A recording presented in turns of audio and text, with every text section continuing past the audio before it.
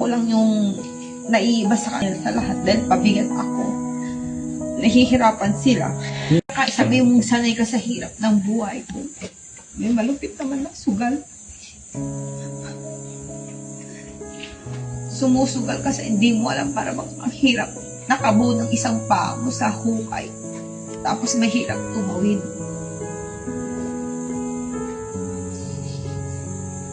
Kaya kahit sabihin mo, alam mo yung hirap ng buhay, hindi mo masabi, hindi maintindihan kasi napakahirap ang sugal.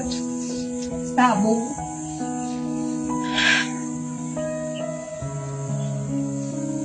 Kaya sabihin mo wala ka man kayamanan ba? Basta nabubuhay ka gano'n. Kaya natin yan, no? Dito naman si Mami Rochelle at si Daddy Frankie. Hindi ka namin pababayaan hanggang maging okay ang lahat, di ba? Ngayon, unti-unti na nagiging okay ang buhay mo. Anong hiling mo or anong gusto mong mangyari sa buhay? Yung bagay na magpapasaya sa'yo para makalimot ka sa mga problema mo. Baka may gusto kang hilingin kay Daddy Frankie. Problema? Wala naman akong problema eh.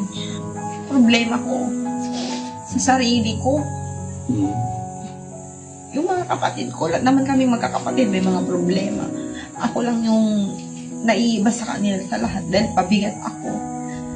Nahihirapan sila. Hindi, wag mong isipin pabigat ka. Hindi. Dahil sumusugal sila, sumusugal din ako eh. Hindi mo naman ginusto kung anong nangyayari sa'yo, kung anong kapalaran mo. Di ba? Basta laban lang. Hindi ka namin pababayaan, di ba? Sasamahan ka namin sa laban mong ito. Hindi ka namin iiwanan, okay?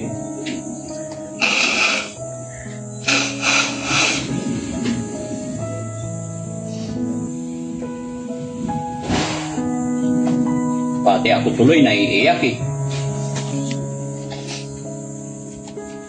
Buti pa yung mga iba kahit gano'n ang buhay nila. Araw-araw silang, kumbaga, para bang wala naman tayo sa tubig, para bang naglalayag tayo kung saan ang papunta ng hangin ba, para bang gano'n. Pero sa amin, yun na nga, naggaganon nga din kami, ngunit may umihilang pababa. Kahit hindi ka naman kailangan yung pang-araw-araw lang ayos na eh. Wala eh, lalo kang nahihilang pababa eh.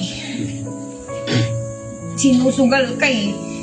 Sinusubasta ka ba? Basta huwag kang mawala ng pag-asa. Hindi habang panahon ganyan. Kahit ang hirap ng buhay, hindi masabi. Parang ang bigat ng bigas.